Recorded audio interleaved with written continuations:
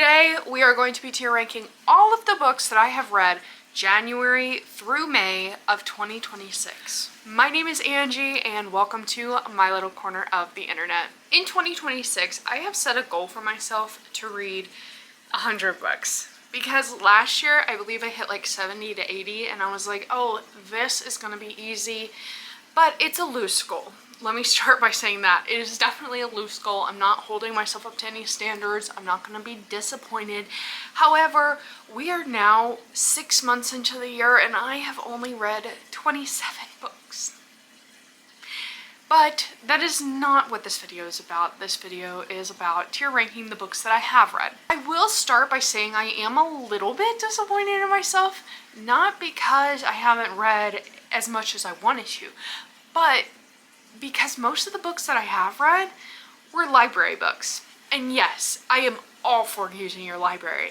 The problem is I have hundreds of unread books and a good majority of these I don't own, so that's a little bit problematic. Some of them are on my Kindle though, so I will give it that. But I think how we're going to do it is we're going to start with my lowest ranking and then go to my highest ranking. And I will also do two things. One, I will give you my review and where I think it lands on my scale, but I'm also going to give you the rating that I gave it at the time, because it might surprise some people that my ratings don't necessarily align with how I would tier rank them at this given moment. Because as time passed, I've realized a lot more books have stuck with me than some that I rated high at just that given time. And I think that that's absolutely crazy, because a book I rated 4 stars getting lower on the tier ranking than a book I rated 3, it's like, what are you doing? But some of those 4-star books, I don't even recall. It's the 3-star books that really have a hold on me. So when you look back and you reflect, you realize some books that maybe weren't your favorite at the time, you actually like a little bit more than you thought you did. And so I do find that really, really interesting. But without further ado, let's get into ranking all of the books that I have read. We did have a guest join for the rankings. She's interested to see if my rankings match hers. So she has made an appearance on my chair, and that is also why if you see claw marks on my chairs in any videos, I have a lot of cats. And I love my cats, but I don't like what they do to my furniture. Should I get them claw caps? Probably, but then it feels like they can't live to their full potential. So, whatever, ignore her. The lowest rated book that I have read this far in 2026 is one that I just recently finished, and this might surprise some people and maybe it won't. That is Every Breath by Nicholas Sparks. This is one that I don't own. I actually read it as part of my little buddy read that I do with my best friend that lives in Oregon. So every month we pick a book together, and this year we started going through the ABCs, so this was our read for E. And I was really disappointed because Nicholas Sparks is such a big author. I don't have anything against him. I love some of the movies I watched when I was younger, but when I read this book, I was so disappointed. And this is my first official book by him, so it just doesn't give me high hopes for any of his other reads, unfortunately. So Every Breath follows 2 individuals, a man from Africa, a woman from the States. He comes to the States to meet his dad for the first time, and he bumps into her at the beach, and they just hit it off. They spend almost the entirety of a week together, and he's like, this is true love. She's like, oh my god, it is true love. But the problem is, she has a boyfriend. She's just on a break with him, but they've been together for years. So then she comes to the ultimate choice of who is she gonna choose? And this is not a spoiler because it's on the synopsis, but if you don't want to hear this, just skip forward like 30 seconds. She chooses the boyfriend. Okay, you're telling me that this man is the love of your life and then you choose your boyfriend that cheats on you and breaks your heart every other day? Yeah, it doesn't make sense to me either. So she chooses him and then obviously regrets it for the rest of her life. She marries that guy and they go on, and I'm like, are you kidding me? So the majority of the story takes place in the week that they got to know each other and to fall in love. Then there's like 25% of the book that follows the rest of her life where she decided not to choose him and regrets it. And then the last half is obviously when they reunite. And it's like, girl, you could have saved yourself one, way too much heartbreak and just chose the guy that you thought you were in love with. Or B, it's not fair to your partner to choose them but be in love with somebody else for so long. Like, you stayed with him because you felt stable and you didn't love him. Granted, he didn't deserve anything. However, it is so disrespectful to your partner and your potential children to not actually even try to commit yourself to the relationship. You just yearn for somebody that you met for a week 40 plus years ago, 20 plus years ago. I digress. That is why it's the lowest rated. It will stay the lowest rated. I am so disappointed. So to conclude, I obviously gave Every Breath 1 star. Number 26. I actually gave 1.5 stars, but looking back, I probably would give this a 1 star as well. And that is Hannah Tate Beyond Repair by Laura Piper Lee. When I saw the reviews for this book, I was actually kind of shocked that a lot of people liked this book because, in my personal opinion, I can't fathom how anybody would like this. But obviously, everybody likes their own books. It was just like, to me, it was so bad. I was like, how could anybody else like this? So in Hannah Tate Beyond Repair, we follow a girl who thinks that her life is going upwards. She's been with her boyfriend for a while and they have a very brand new baby together. And one day she finds an engagement ring in his closet and she's like, yes, this is it, the family I've always dreamed of. Well, she thinks they're going to their engagement dinner, but he actually takes her to dinner to dump her. Also, I don't understand that trope because who would freaking take somebody to dinner to dump them? That is in like so many movies and so many books. And I'm like, if you're gonna dump somebody, why would you do it at a very, very public place? Unless, of course, you think they're going to murder you. That is rude. That is beyond rude. If you're going to dump me, please do it in private. I don't want to bawl my eyes out in public. You know what I mean? So anyway, she is taken to dinner, she's dumped, and she's like, well, what am I gonna do? I guess I'm just going to move in with my mom and dad.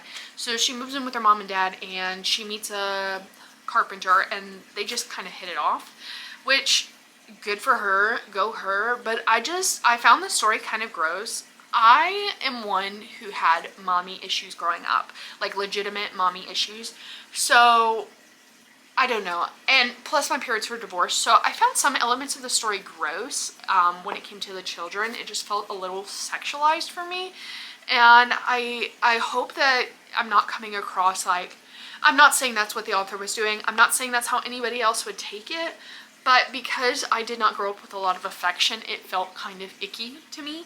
And then on top of that, she like referred to her daddy as like daddy all the time, and I'm like, I don't like that. That's just a personal preference though. So anyway, I was not in love with the love. I don't think that I felt the chemistry. I don't think that the relationship felt real to me. And she was also so freaking whiny. Like, she broke it off with the carpenter, like, you know, the second act breakup, for very stupid reasons. So yeah, overall, 1.5, looking back, probably a 1. Number 26 out of 27 for 2026 thus far.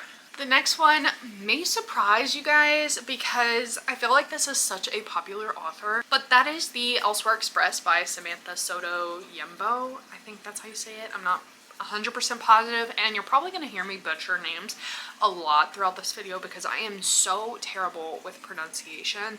But anyway, I feel like The Water Moon by this author is extremely popular, so a lot of people were looking forward to The Elsewhere Express. Now, where I feel like I made the mistake is I read this one before I read Water Moon. Water Moon is one of the books on my 26 for 2026, and now that I read The Elsewhere Express and I rated it so low, I'm like so anti-reading Water Moon now, but I want to read it because it's one that I actually physically own, whereas The Elsewhere Express I got off of Libby and read it there. So it's like, I bought the book, I need to read it off my TBR, but 2, I messed up by obviously not reading the one I own first. And, you know, maybe it's better. This one, I feel like maybe it's just my imagination. I feel like I'm very good at imagining things, specifically in like fantasy realms. I can see the stories like a movie in my head, but this one was just too whimsical. So you follow people that when they lose their way in life, sometimes the Elsewhere Express picks them up, and that's just like, I don't know, like I guess a version of heaven, because it seems like these people were kind of like offing themselves, but it never explicitly said that. So I'm like, did it happen? Did it not? Don't know. They join this Elsewhere Express and they are supposed to find their purpose in life. Does it happen always? Not really. If it doesn't happen, they kind of just evaporate. And that's like, okay, so I offed myself just to off myself again? Like, that's kind of what I was taking it as. And what I mean by it's hard to understand is like, they'll see whales floating in the sky, or clouds that are cotton candy, or like just a bunch of multicolor seas, and it's like, whoa, okay, that's too much. Like, there's just so much going on at once. It's like this overwhelming child show that you would not want to show your toddler because you're worried it will make them psychotic. Does that make sense? Does that make sense to anybody? Because that's how it felt to me. I think it was just a little much too cotton candy for the brain for me personally. And that's not to say I don't like those type of books. I do. It was just there was so much going on. But besides that, the story itself had a great idea. So we take this girl and this guy who meet on the Elsewhere Express. They both appear there one day. Two passengers aren't supposed to join at once, so they have to go on this journey together to try and figure out who is going to get to stay, because only one of them can stay since only one passenger was supposed to join. And a lot of crazy things start to happen from there. And then also this guy, this imaginary creature, dude, villain, I guess I should say, gets on the train, and they kind of have to combat him and get him back off. And then a lot of crazy revelations happen. It was just a lot.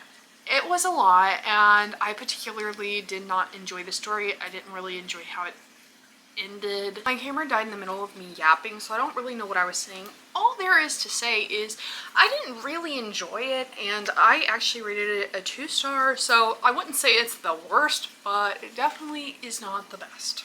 The next one on this list is So Old, So Young by Grant Ginder, I think is how you say it. I was so excited for this one because originally, like in early 2025, I hated fiction books. My entire life, I've hated fiction books.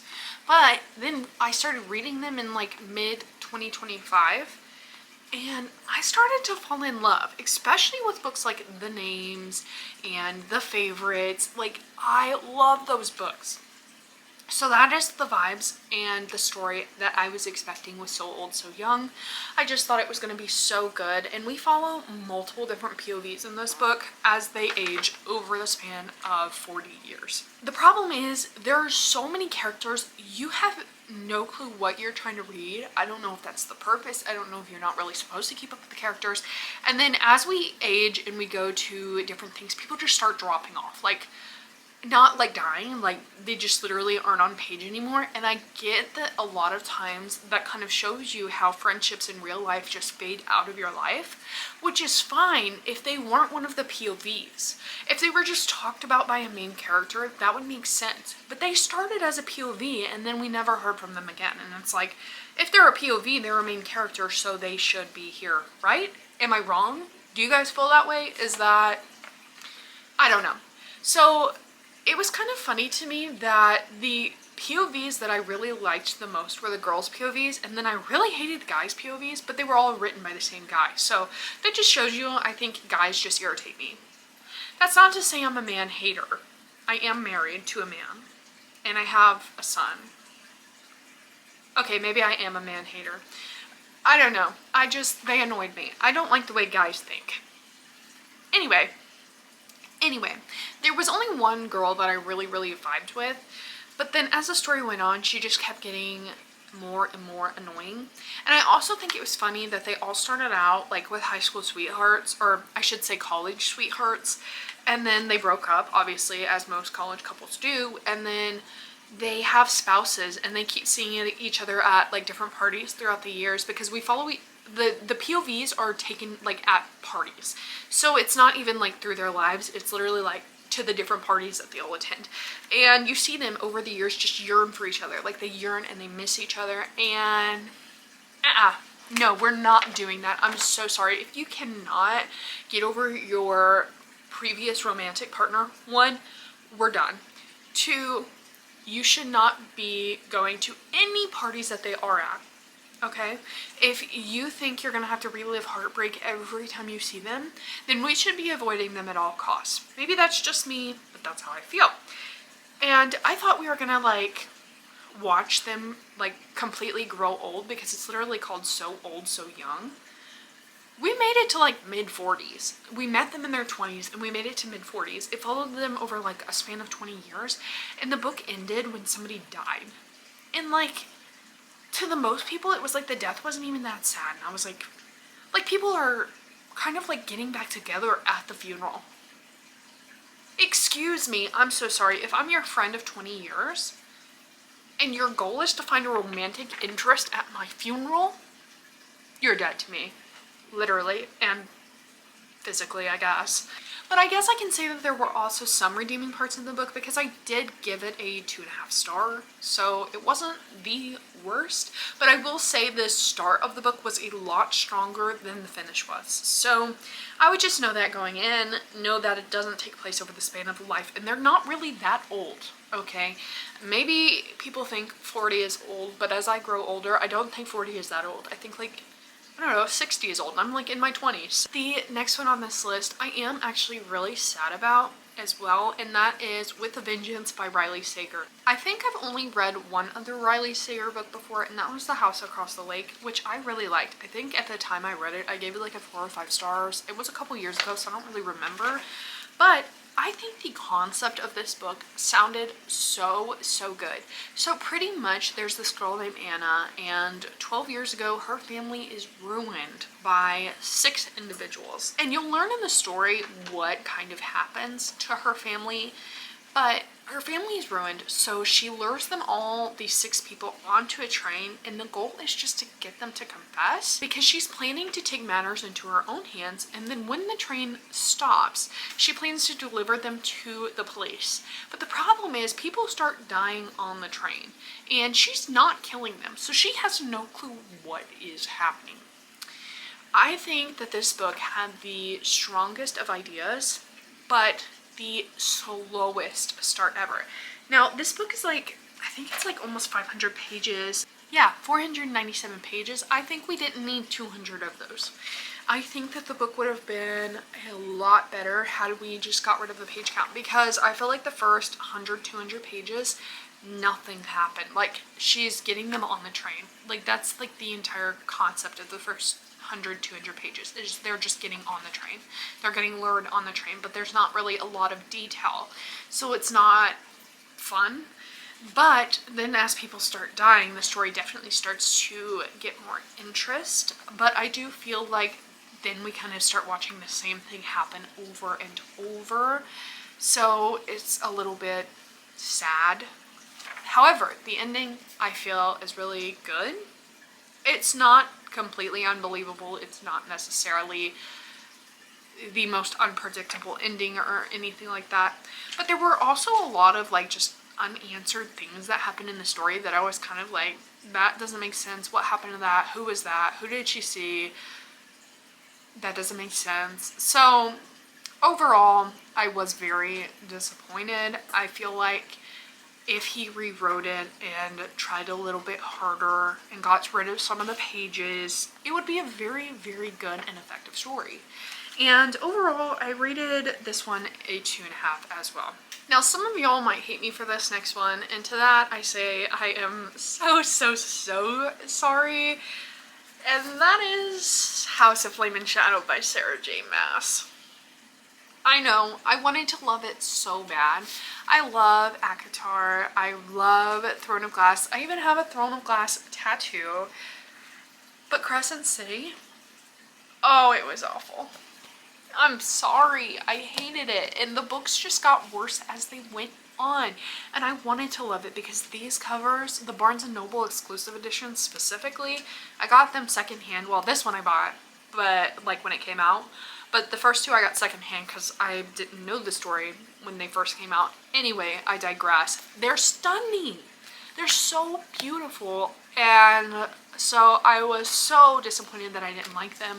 I do want to retry the series in the future, exclusively physically reading, and see if that makes any difference, because I'm wondering if part of my problem was that I listened to the audiobook for most of the series, so maybe I just didn't get enough of the concept or the good stuff because I wasn't physically reading with my eyes, and most of the time while I was listening to it I was also working, so maybe I wasn't paying enough attention. That is what I'm hoping for anyway. I can't really go into detail with this one because it is the third book in the series, but I do feel like I liked the first one a lot more. But pretty much we follow a girl named Bryce Quinlan in a dystopian world where the Fae and angels and all these crazy magical things live, but we also have things like cell phones and new world technology, and she has a best friend named Danica, and she has a great life, but then she gets sucked into some pretty horrible things, and her world kind of falls apart, and then she starts learning things about herself that she never knew. I don't want to spoil it because I do think that if it sounds good to you, it is worth the read. A lot of people really do like this series. In fact, if you've read City of Gods and Monsters, I've heard that they are extremely similar. That is the one reason my husband says he doesn't really want to read this, is because he's read City of Gods and Monsters and he loves that series. So part of me is like, I have no doubt that he would actually love this series, but he doesn't want to since they're supposedly so similar. But leave that as you will. I actually rated this one a 2-star. So looking back, this to me is higher than With a Vengeance and So Old So Young. However, I gave those two 2.5 and I gave this a 2. So again, opinions change as you reflect and think back, and I'm like, oh yeah, this is definitely better, so why did it get a lower rating? Regardless, I don't think that this would even get near the 3 stars to me, at least not at this time. It is definitely in the 2-star category, no matter if it's a 2 or if it's a 2.5. This one might also shock some people because this was the high talk of the town in 2025 for a couple months, and that is Best Offer Wins by Marissa Kashino. Now, I will say, it still lives in my head rent-free. I will give it that. But I am a thriller lover, and so I felt the ending in this one really fell flat. So we follow a girl who really just wants a family, and she's kind of gonna do whatever it takes to get that family, and one of the requirements for her ideal family is she has to have an ideal place to live. So her husband is definitely like, let's stop trying for a baby until we have a house. So now her mind is like, I have to have a house. I'm gonna go crazy if I don't have a house. So she's doing whatever she can to get herself a house. And that includes befriending some sellers and trying to get their house before they list it on the market. But it's not like she just randomly bumps into them. She's stalking, she's harassing, she's crazy. And I love it. I eat up a psychotic female main character. I love her because she is me. I relate to her because she is me. And it's not saying that I would do that, but it's the stuff that lives in my brain when I feel like I can't obtain something and there's something standing in my way. Because I feel like infertility makes you psychotic. She is the epitome of what you would do if you went a little off your rocker. Because we have these thoughts. We do. I mean, not to the extreme that she does. And people in my book group, because I'm in a Facebook book group for Book of the Month, and people in my book group was like, she's so psycho, like, I don't love this, it feels icky, it feels wrong. And I'm like, what are you talking about? Go girl, I love you. You are amazing. Keep it up. Like, I'm kind of cheering her on, like, yes, let's kill everybody. Come on, girl. Get your house. And everybody else is like, oh, this, I don't like this. And I'm like, it might just be me. I might just be crazy. But I was so sad. I felt like the ending just fell so flat. The kind of reveal at the end sucked so bad. And it was so crazy to me because it was like all the turntables turned and my book group was like, that was the best ending ever. 4 stars, 5 stars. And I'm like, what? What are you talking about? 4 stars, 5 stars. That was terrible. So maybe it's a me problem and maybe I'm the crazy one. Maybe if you read every book that I read, you would flip them around and say, actually, Angie, those were like the best books ever. Maybe you're just crazy. And to that I say, it makes sense. But overall, I ended up rating this book a 2.75. Would I recommend it? Maybe. Maybe. Actually, honestly, I would say give it a shot because the majority of people love that book. And so, yeah, I don't know. Maybe. The next one on this list is The Bribe by Devoney Perry. This was my first Devoney Perry novel, and I rated it a 3 stars, but I think it could potentially be lower. But at the same time, it was like, it's okay, it's just not great type thing. There was no qualities that I feel like I could remember long term. In fact, I had to reread the synopsis to even know what I was gonna say because I literally forgot the entire concept of the book, and I've only read this a couple months ago. Follow this girl who comes to this small town to pretty much hide out. She's giving everybody a fake name, but she is a famous country music singer that is hiding, but we don't know why.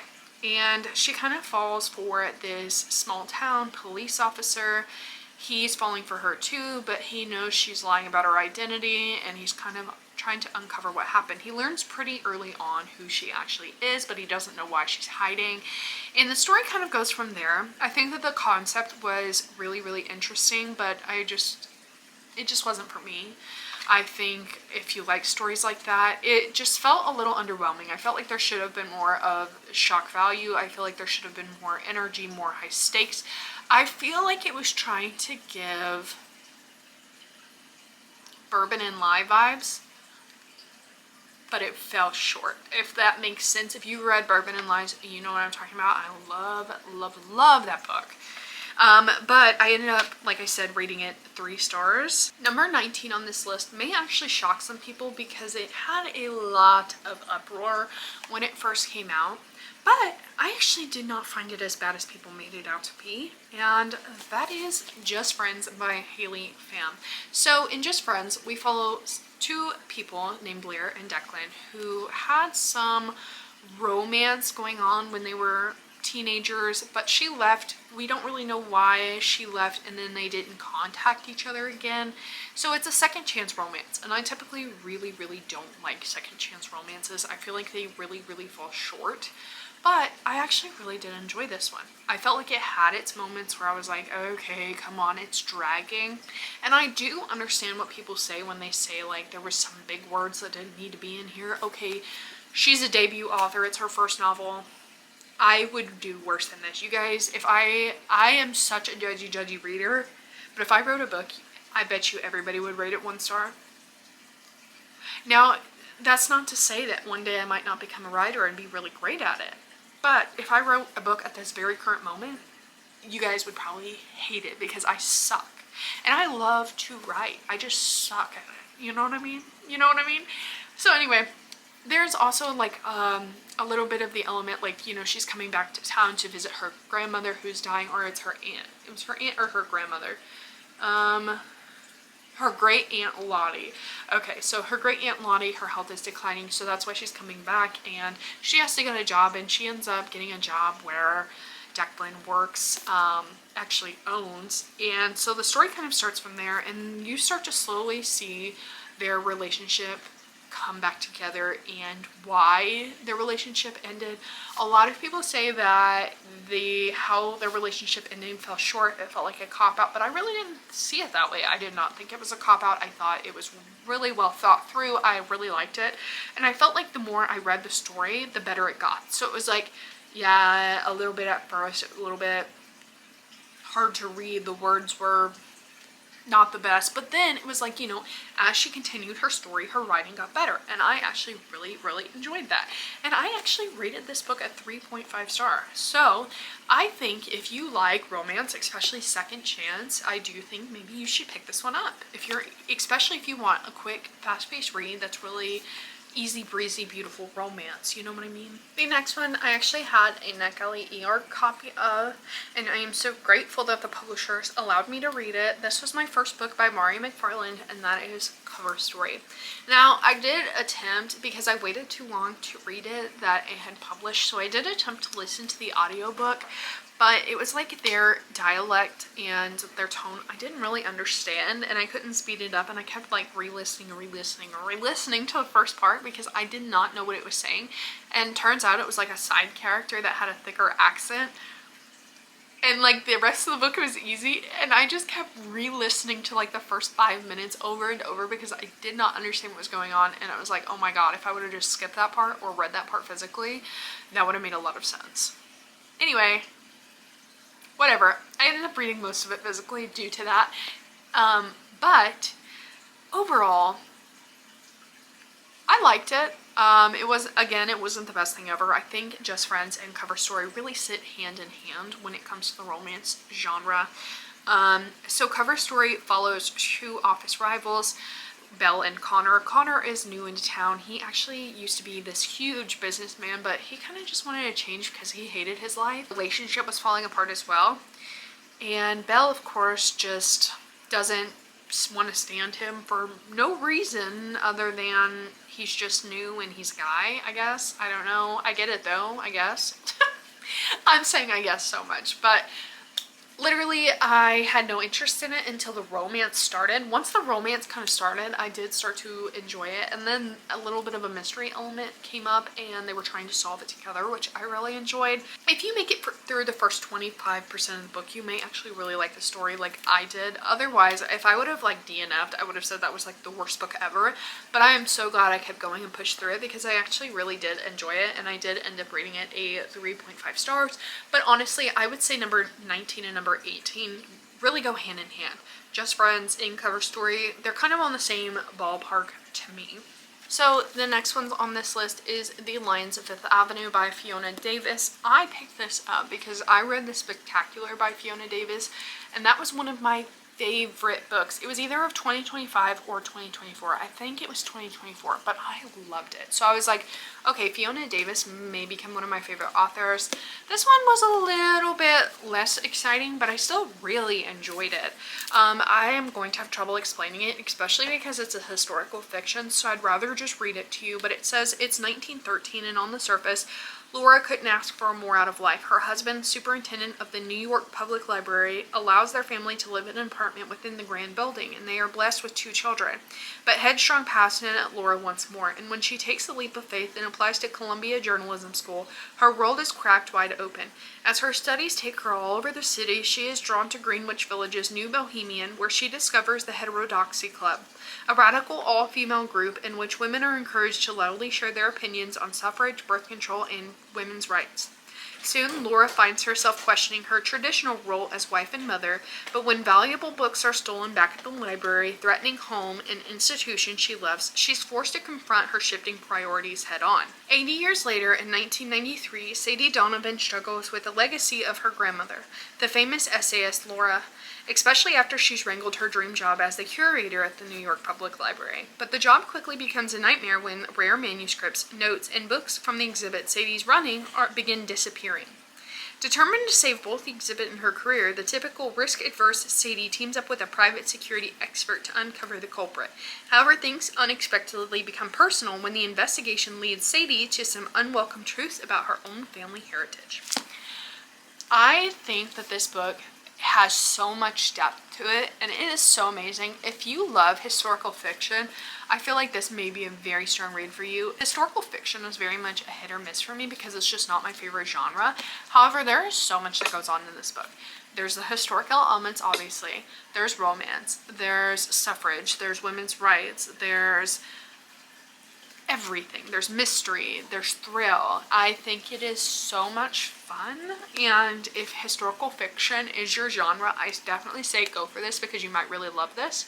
Another good one, like I mentioned a minute ago, is The Spectaculars. That is my absolute ultimate favorite historical fiction that I've read to this date. So yeah, I highly, highly, highly recommend this book, but that will make number 17 on my list out of 27 books. So I would say it's definitely my midpoint, but for somebody that likes historical fiction, this may be a very high read.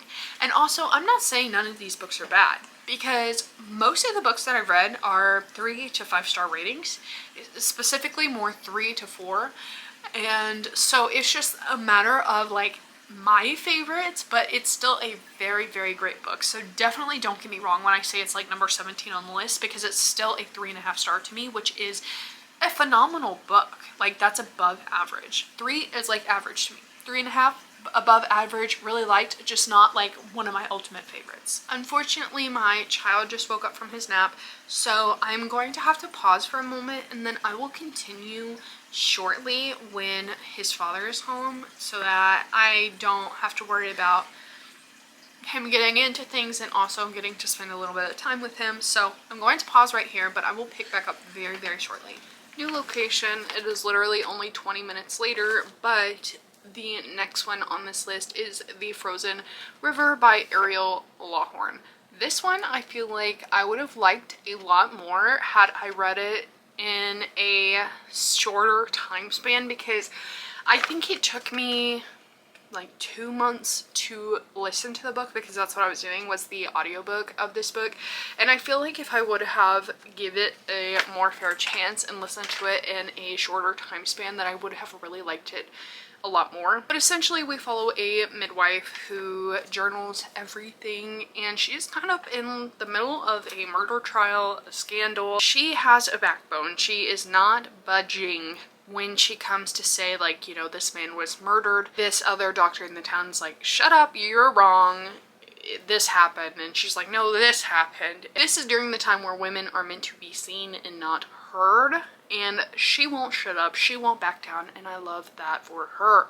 I rated it a 3.25 originally, but as you can see, as it stands the test of time, it is higher than those books that I rated 3.5. So I don't know. With all that said and done, I really, really did enjoy it. I think it's a really fascinating read. I feel like you should give it a chance. I think it is very, very good. If you like historical fiction, this may become one of your favorites. I know that a lot of people really, really liked it, especially around January, February time. A lot of people read this book and rated it really highly.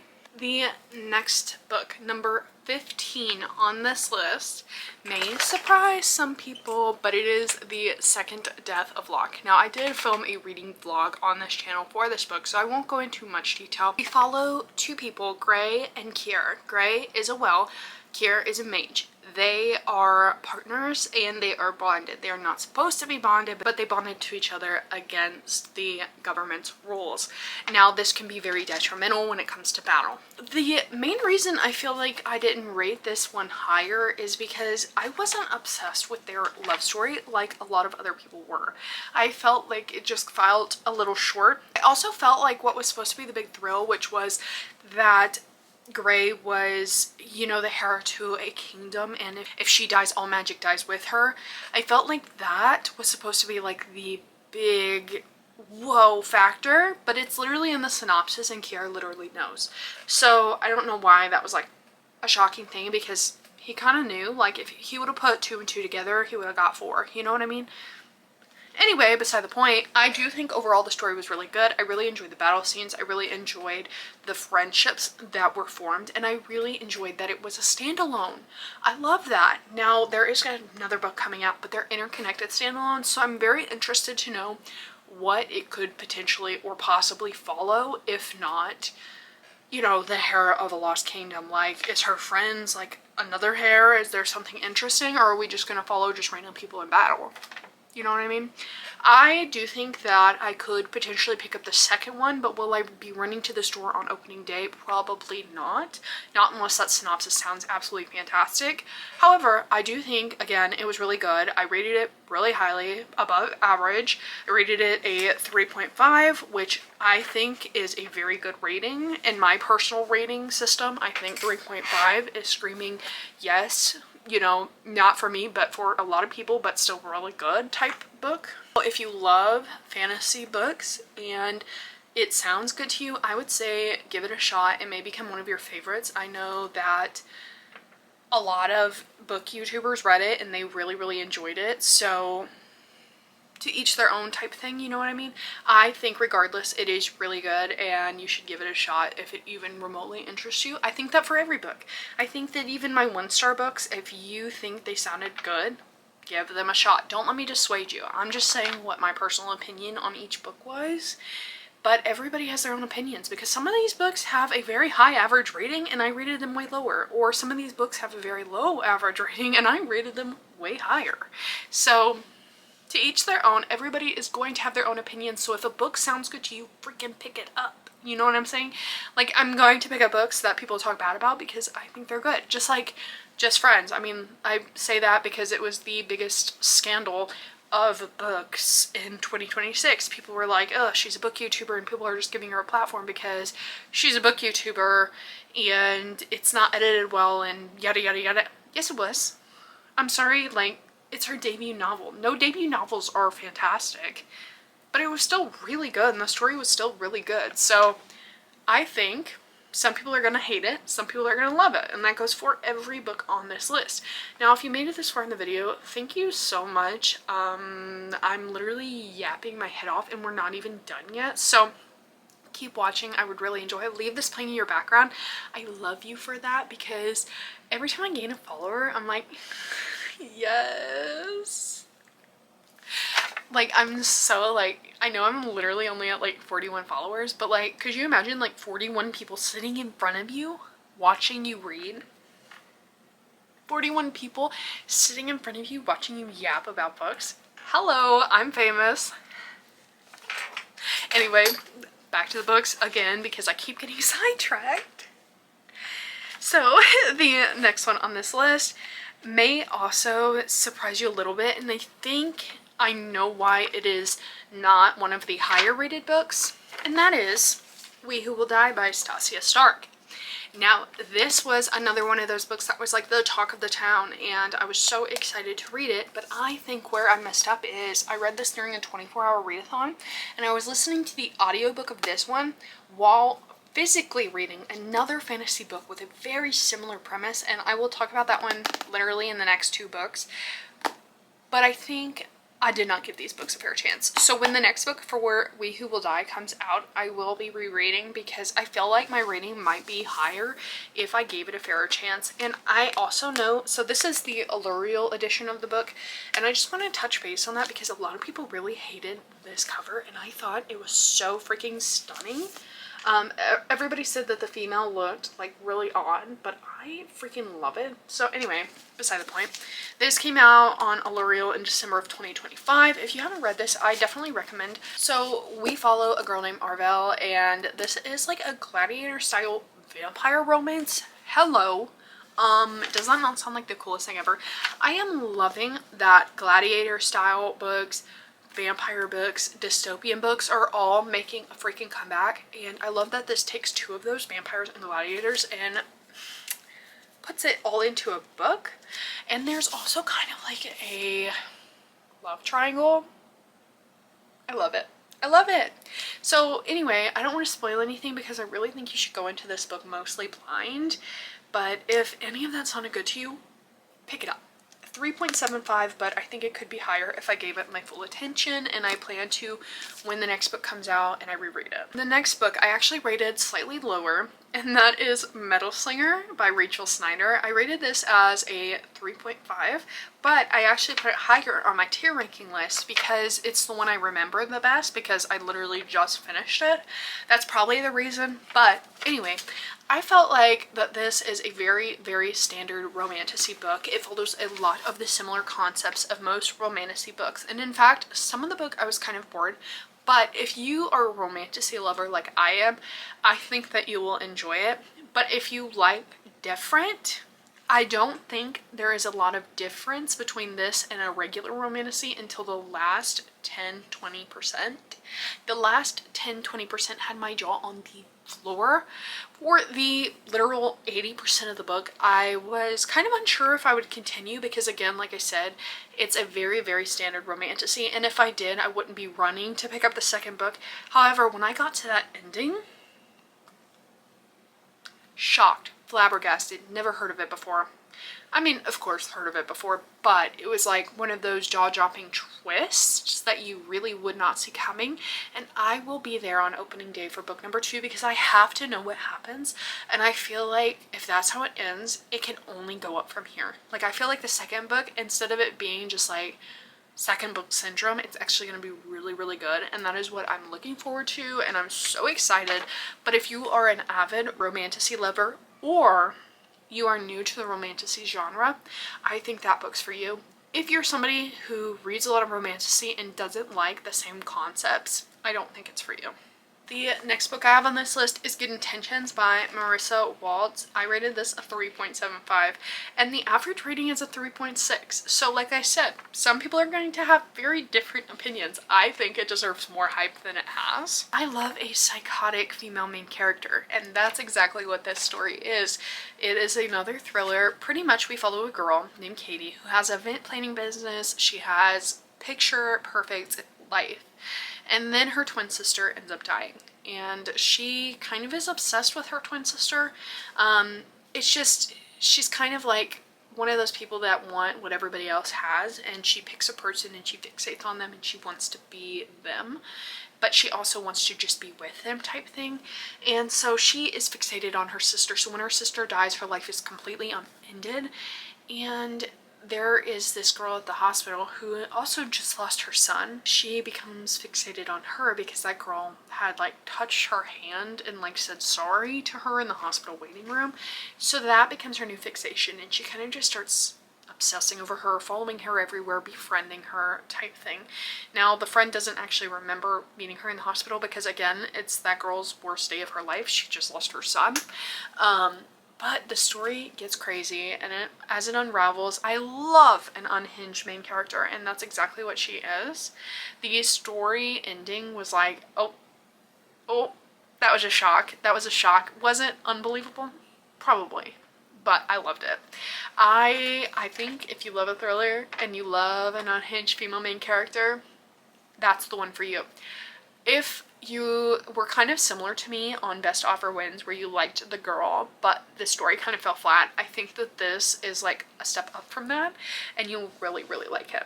And it's definitely not that talked about. I actually picked it up because I was looking through Goodreads, like, books that were going to be released in 2026, and that was on the list, and I was like, oh, let me try that, and I was not disappointed. I think it is a very, very, very fun read. The next one on this list is the book that I was talking about that I was reading the exact same time as I was reading We Who Will Die, and that is Silver and Blood by Jessie Malik, or Milak, or I'm not sure how to say her last name, so I do apologize.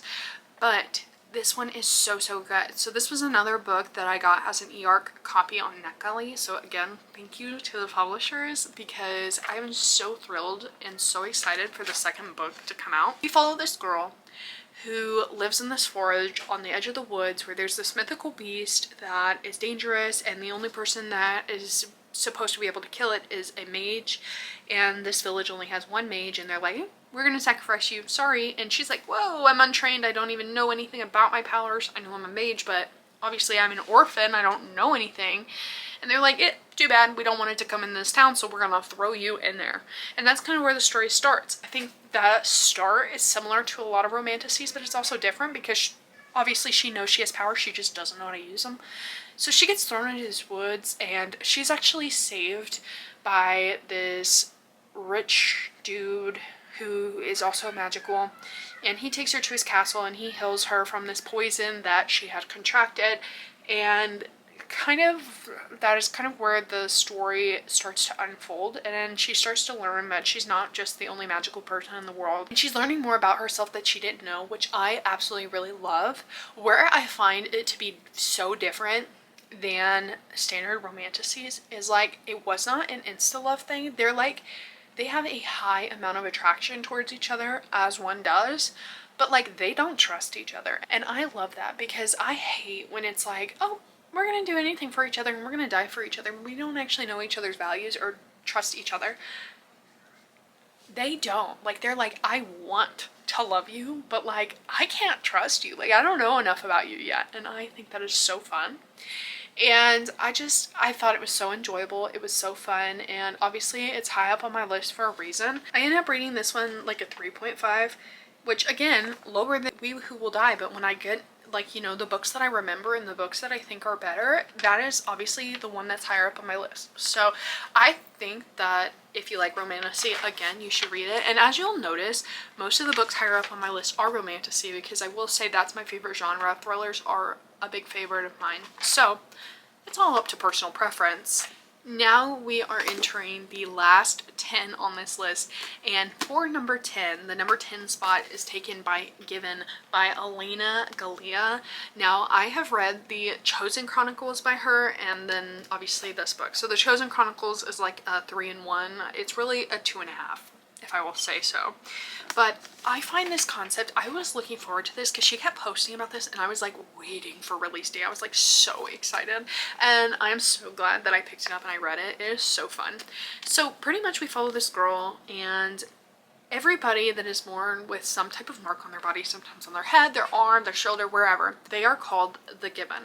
And the only thing that they are really raised to do is they are raised to become priests and priestesses and never see their family again.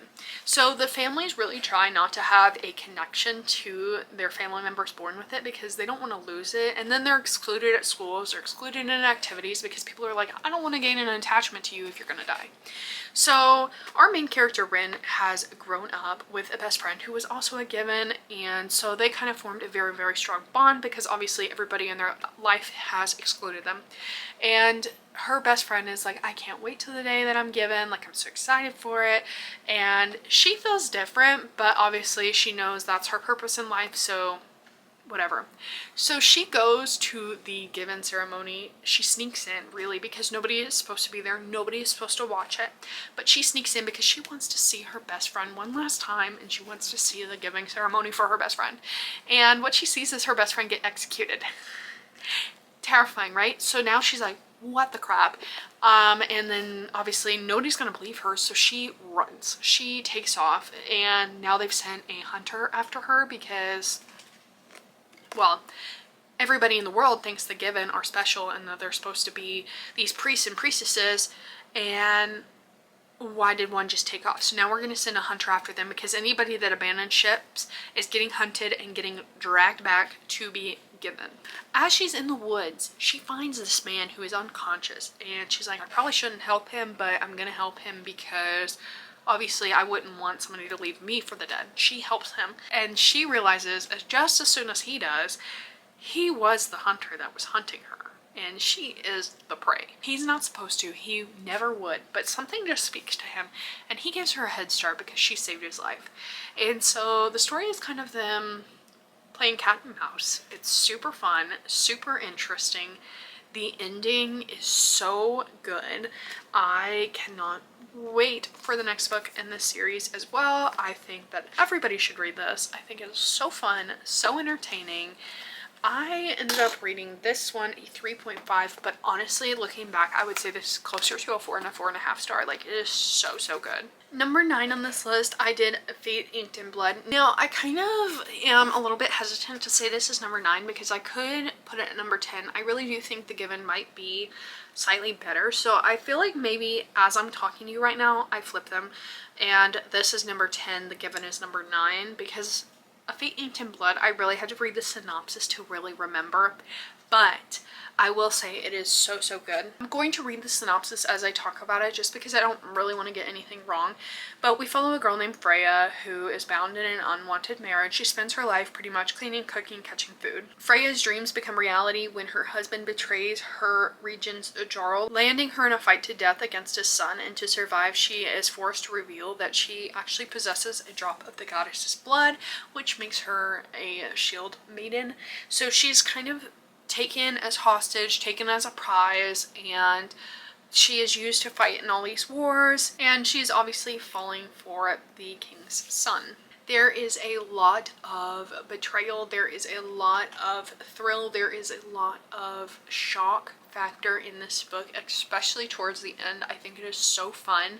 I still have yet to read the second book, which I'm actually shocked by because I really, really liked A Fate Inked in Blood. As you can see, it's pretty high up on the list.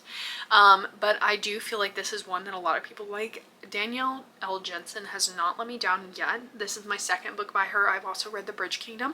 Also shocked I have not started the second book, and that was a 5-star read for me. And then for A Fate Inked in Blood, I rated that 4 stars. So yes, overall, her books are like such huge hits to me, and I highly recommend picking up a book by her if you haven't. The next one on this list is a domestic thriller, and it could be very triggering to a lot of people, especially people that have experienced domestic abuse, but it is Behind Closed Doors by B.A. Paris. I loved this book. Not loved it because of what occurred, but like it was just very eye-opening, thrilling, all of the above, kept your attention throughout the story. We pretty much follow 2 people, Jack and Grace, and we see their current state. We kind of flip back and forth between their previous life and the life they're currently living, and it's pretty much, you know, you watch how he becomes the perfect man for her, how he woos her, how he loves her autistic sister, or she either has autism or Down syndrome, but he takes care of her, and he's like the perfect man, and everybody thinks they have the perfect marriage, but obviously behind closed doors a lot of things are occurring, and a lot more sinister things than you would just assume a domestic thriller to have, and a lot more sinister things are taking place, especially with the family members. I don't want to go into detail on that because I don't want to spoil it, but there is a lot of crazy things that are occurring. You hurt for the female main character in the book. You are rooting for her. You are, I mean, it is so good. I don't want to give too much away because, again, I don't want to spoil it. It's a very good thriller, but definitely, if you get triggered by anything, please read the trigger warnings before you go into that one. And I also rated that one a 4 stars. That was number 8 on my list. And then number 7 I have is Alchemy of Secrets. Now this one is by Stephanie Garber. If you have read any of her books, like Once Upon a Broken Heart or the Carvel series, she's one of my favorite authors. She's always been one of my favorite authors. I have been reading her books since early high school. But we follow a girl in this book named Holland St. James, and she is obsessed with her professor's class that talks about folklore. Everybody believes they're just stories, but there are some people believe that they are real. And in one of the stories, she talks about this man named the Watchman that can kind of tell you when you are going to die. Because she is convinced that magic is real, she decides to try and find the Watchman. First of all, that is so dumb. Why would you know when you want to die? No thank you, no thank you. I'd be worrying till my last breath. Anyway, so she finds this man and he tells her, you're gonna die at midnight unless you find this thing called a magical, or it's like a mechanical heart or something like that. And now she's freaking out and she doesn't know what to do. As she's searching for this thing and trying to locate her professor, trying to find her sister, this guy pulls up and he's like, hey, your sister sent me to protect you, and she knows a lot more about this stuff than she let on. And she's like, okay, I have no choice but to trust you. And a lot of things start unfolding from there. It is high stakes, it is fun, it is whimsical, it is magical, it is nerve-wracking. You can't help but wonder what is going to happen next, and there is definitely going to be a second book, and I am so freaking thrilled. I know in this year I've started so many series, but they're all series that I'm like absolutely pumped for. So yeah, if you are even interested even slightly in reading Alchemy of Secrets, please do so. The audiobook is good as well. I did tandem read it, so I recommend both the audio and the physical. Highly recommend. I also did a 24-hour readathon, and I believe it is up on my channel for this book, so if you want to watch that, feel free to go look for it. It's not very good quality though. And now down to the final 5. Number 5 on this list is The Sun and the Star Maker by Rachel Griffin. This is such a fun book. It is magical, it is whimsical, it is freaking fun. I'm going to read it because I cannot ever properly quote this book, but it says, there was once a village so far north that the most considered it in the top of the world, and in that village the sun fell in love with her star maker. Nestled deep in the snowy mountains of the Lost Range, the village of Reverie is a small miracle. Beyond the reach of the sun, Reverie is dependent upon its magic of the mysterious Star Maker. Every morning he trudges across the vast glacier and pulls in sunlight over the peaks, providing the village with the light it needs to survive. Aurora grew up on tales of the Star Maker's magic, never imagining she'd one day meet him. But on the morning of her wedding, a fateful encounter in the frostbitten woods changes everything. The Star Maker senses a powerful magic within her and demands she come study under his guidance. With her newfound abilities tied to survival of the village, Aurora is swept away to his ice-covered castle and far from everything she's ever known. The Star Maker is as cold as the distant mountain itself, leaving Aurora to explore his enchanted castle alone. Yet the more she discovers about the sorcerer, the stronger their attraction grows, pulling her closest to the secret he refuses to share. But a deadly frost approaches, and Aurora must uncover what the Star Maker is hiding before she is left in an endless winter that the sun cannot even touch. It is so different. It is so refreshing. It is so good. I love that they're more enemies to lovers. Like, they're not true enemies, but like they don't like each other. They're haters to lovers. And I love that she doesn't want it.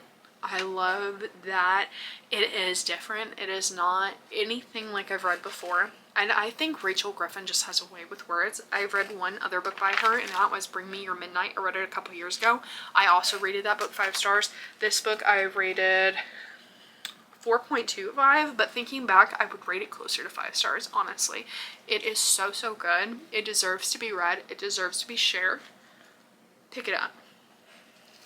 The next book I would put in the number 4 spot. Now, here's the thing. In my top 5, honestly, they may all be like at one little tier. Like, it was hard. It was hard, and I don't even know if my list is accurate. It would probably change in 5 minutes.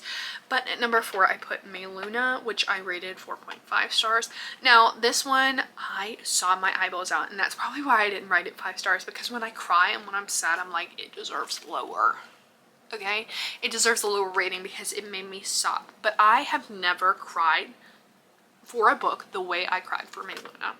At first, I would pick up the book, I'd read a little bit, I'd put it down, and then I wouldn't think about it until I like forced myself to pick it back up, which is probably another reason it was rated a little bit lower. But once I got into the story, I got into it. We follow a girl who is this journalist, and she is following bands around, trying to question them, trying to make it big in the journaling industry. And May Luna, kind of the band, kind of strikes up a like, okay, fine, we'll talk to her type thing. And her and the main singer have this whirlwind romance. Nobody really knows about her. But the problem here is it's dual timelines. So the book actually starts out and she's older. They're not together. She has children, and you're like, oh no, what happened? This is gonna hurt. And hurt it does. Hurt it does. And so you see their relationship start, where their relationship went, and why their relationship ended. And when you find out why it ended, it hurts so freaking bad. I mean, I'm sobbing my eyeballs out. I can't even see the pages. I'm crying so hard. It was so bad. It was so freaking bad. And then, obviously, in most romances, as they do, they come back together. But that's not where the pain ends. That's not where the pain ends. Was it a happy ending? Maybe to some. Maybe to some people, but to me, that was heartbreaking. So anyway, I don't think I could ever read that again, because just thinking about it makes me want to cry. Do I recommend it? If you're in a good mental state, honestly. It hurts. It hurts so bad. Anyway. Also, please notice how I literally own only one of my top 5 reads. If that doesn't tell you that I clearly don't buy books that I like and only buy books that are not my favorite, I don't know what does. Anyway, so number 3 on this list. So number 1, 2, and 3 are all 5-star reads. And honestly, I'm not even sure if I agree with the order that I wrote them down in. So, I don't know. They could all be tied for first place. But what I wrote down for number 3 is Dire Bound by Sybil Sorensen. I know this is a hit or miss for some people, but for most people, it's a hit, and I agree. So, at first, because I do not like to read synopsises unless, like, it's for a video or I absolutely have to. But at first, I assumed this was going to be a wolf shifter romance, and it is not. It is not, because the dire wolf is a female, and she is not attracted to each other. Like, the dire wolf is an ancient creature, and they're just, like, mom figure type thing, you know what I mean? So we follow a girl named Maren Cooper who comes from a village. She has no clue that she's anything special. She hates the bonded. She thinks they're disgusting beasts and evil, and she wants absolutely nothing to do with them. But one day her sister is kidnapped, and she figures it's this group of people, or this group of, like, I forget what they're called, like demons, vampires, something that like sucks their soul, their blood, something like that. Vampires maybe? I don't remember. Anyway, so this thing comes from the village and it kidnaps her sister, and she's like, ooh, I gotta get across that border to get my sister back, but I'm poor and I don't have a way to do that. So let me actually enlist in the military and they'll help me get over there, and then I can find my sister, bring her home, and desert, I guess. I don't know. And at that time she has this boyfriend who is like amazing to her, treats her well. He doesn't want her to go, but he's like, you know what, if you are gonna go, I'm gonna make sure you don't get yourself killed. So what I'm gonna do for you is all this money that I was saving up to buy you an engagement bracelet, I'm going to spend it on armor for you. She goes, and of course she comes to find out that this is the bonding trials, because every once in a blue moon, instead of just throwing them out into war, they do bonding trials. And of course she's chosen to participate during the bonding trials. It's like a bond or die type situation, or bond or go back to the military. So if they survive like trying to actually get to the bonding trials, because it's like this huge journey up a cliff, then they can either bond with Wolf or go join the regular military, but the wolves have to choose them. So but she was also told by her boyfriend, like, if you reject it, like if you tell them like, I do not want to bond, they will not bond with you. So she gets up there, she actually survives, you know, as one does, and she's like, I do not want to bond, I do not want to bond. And this wolf is like, too bad, we're bonding. Queen behavior, you know, and she's like, please stop. And they hate each other. Her and her direwolf hate each other's guts. And so obviously the direwolf makes it extremely difficult for Marin, because Marin rejected her, so now the direwolf's feelings are hurt. And it's so fun. And obviously there's also this other guy that gets thrown into the picture named Stark, and he's eager to punish every weakness that she has. It's so fun. It is so fun. It is so worth the read. I think it is absolutely perfection. I am just now starting Furybound, which is the second book to this, because it just recently came out. It is so freaking good. All 1,000 pages are worth it, okay? It's not actually 1,000 pages. It's like 600. So yes, worth it. Read it, please. Number 2 is A Forbidden Alchemy by Stacey McEwen. This one's so fun too, honestly. I read this one earlier this year. This was actually the second book that I finished in 2026. I finished it in January, so you would think that like it's long gone, but it really isn't, because it is so freaking good. So it says, A Forbidden Alchemy. We follow Nina, Haro, and Patrick Coulson. They are 12 years old when they are whisked away from the shadows of their disfranchised mining towns to the dazzling Belivar city to discover their magical potential. Those who pass the test will become artisans, wielders of powerful elements, which are magic destined to fulfill the city's great ambitions. For Nina, the artisan school symbolizes a dream and an escape from her harsh reality, while Patrick actually yearns to return to his craftsman family, whose extraordinary physical strength serves them ideal minds, keeping the city alive. And then they uncover a devastating truth. Artisans aren't born, they're chosen. They part ways on very different paths, leaving them to carry a burden of the secret alone. In the years that follow, a craftsman revolution ignites, thrusting Nina and Patrick into opposing factions of the brewing war. Now an elite artisan with the rare talent for charming Earth, Nina has turned her back on the fight, haunted by the loss in her found family. But her fate intervenes when she is captured by Patrick's rebel group. Despite the years and conflicts that separate them, Patrick hasn't forgotten Nina. He desperately seeks her for help on a mission that could shift the tides against the Belivar city. I think that going into this book as blind as possible is the best case scenario, because when I say like stuff that was like even on the synopsis, because I didn't read anything about it, stuff that was even on the synopsis I was shocked by, and it was so fun. But I think that the less you know about it, the better. It is different. It is, like I said, like Silver and Blood and Silver, Silver and Blood. Yeah, Silver and Blood, like I said, that's like very different romantic. This is too, but this is far, far better. In my own opinion, they're both very, very good books, but this one is seriously so phenomenal. I cannot get it out of my head. I cannot wait for A Forsaken Prophecy. I think it comes out this June or July, and I'm like going to be first in line in the store, and there's probably not even going to be a line because I don't hear it talked about enough. I think it needs to be talked about more. So yeah, anyway, this video is literally so freaking long, and I am so sorry, but we are now at number 1, and this also might surprise people, and you might actually have never heard of it, and that is because I have not heard anybody talk about this one. This one, again, I saw it on the Goodreads list of books that were coming out in 2026, so I placed it on a Libby hold, and then I got it, and I was shocked about how much I loved it. And that is A Killer Kind of Romance by Letizia Lorini. Hope I said that right.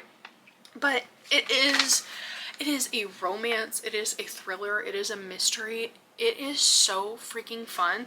It says, Scarlett Moore doesn't do romance. She's made a name for herself narrating gritty crime fiction on a local podcast, but when her boss hands her the reins to do Network's romance show, she finds herself neck deep in swoony love stories on top of her usual murder plots. Then someone begins reenacting the chilling crimes that she talks about on the air. Determined to protect her small town, she launches her own investigation, but the line between reality and fiction blurs even more when Raphael Gray, the brooding bad boy who disappeared 5 years ago from her life, unexpectedly returns. Suddenly her life like a romance novel filled with every trope she used to mock, when Raphael playing the dangerous, irresistible lead. He's perfect in every way, except last time he broke her heart, and now he's the prime suspect for a string of murders. Please, let me hold your hand when I say this. If you like romance, if you like thriller, if you like to combine the two, please read it. It is not gross or grotesque or, like, I mean, yes, there's gross elements, but it's not like one of those that leave you feeling icky inside, like it makes you want to wash yourself for 4 days in a row. Not that type of thriller. It is a fun, swoon-worthy, nerve-wracking thriller. And the turntables turn all throughout this story. It is so freaking worth it. And that is why it is number 1 on my list right now. But anyway, if you have watched this entire video, oh my god, I am so thankful for you. I absolutely love you. This was so fun to film, and I really hope you guys enjoyed it. And I hope I didn't talk your ear off a little too much. And if I did, I hope you enjoyed what I was saying. I hope you found some new reads that you're really interested in reading, and clearly I have revisited some favorites that I'm now even more anticipating of the next book in the series. So yeah, if you have read any of these and you have difference in opinions, feel free to tell me about it in the comments. Let me know what you liked or didn't like. If you have books that are similar to some of my favorites, please recommend them down below. And if you'll just like, subscribe, comment, whatever, it helps my channel grow. So I would extremely appreciate it if you did. If not, have a wonderful day, and I will catch you in the next one.